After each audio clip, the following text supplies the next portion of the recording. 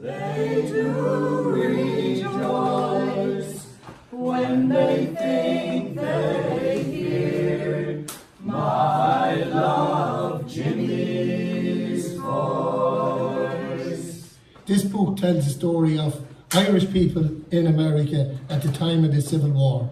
It's very enjoyable, easily read, and available not only in physical form but also in digital form. Dr. Fergus O'Farrell is going to launch the book.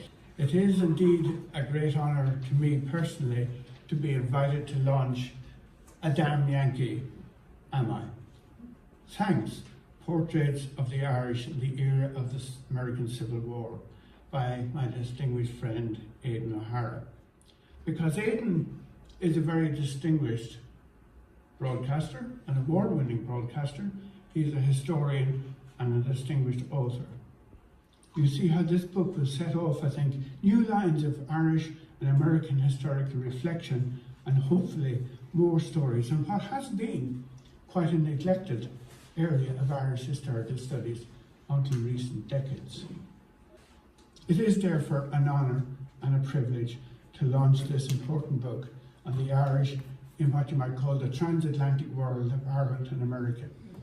And of course, this book is a wonderful read because it captures the human and personal experiences of the Irish people in very traumatic times.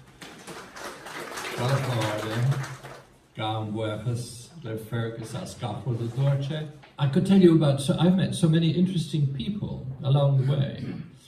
The Irish are prominent. They were everywhere.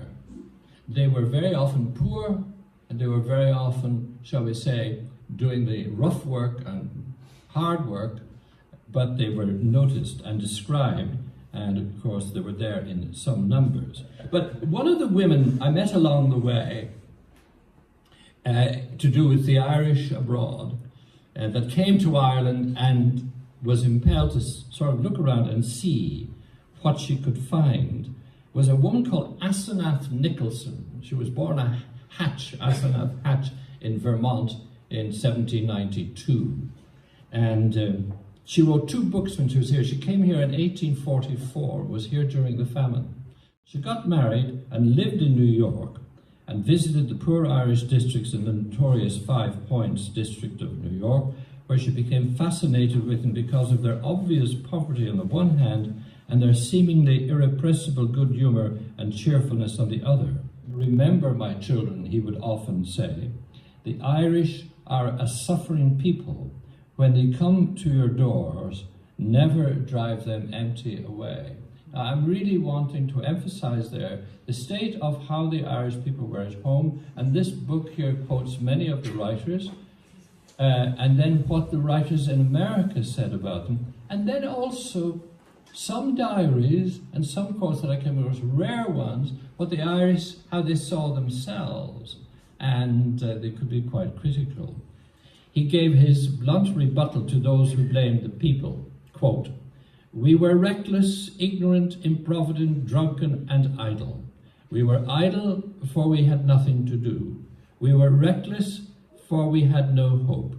We were ignorant, for learning was denied us. We were improvident, for we had no future. We were drunken, for we sought to forget our misery." One of those making music and teaching others how to do it was the fiddle master Blind Kiernan, born in 1807, and the Longford people knew how to make music, in spite of difficulties and misery. There was no dignity in poverty, but the people tried to rise above it. I recommend the book highly. And for many other stories that I wish I could share with you now, but I can't. I want to say, again, thanks to the library and to the County Council and to all of you for coming, and I hope you enjoy the read. God bless.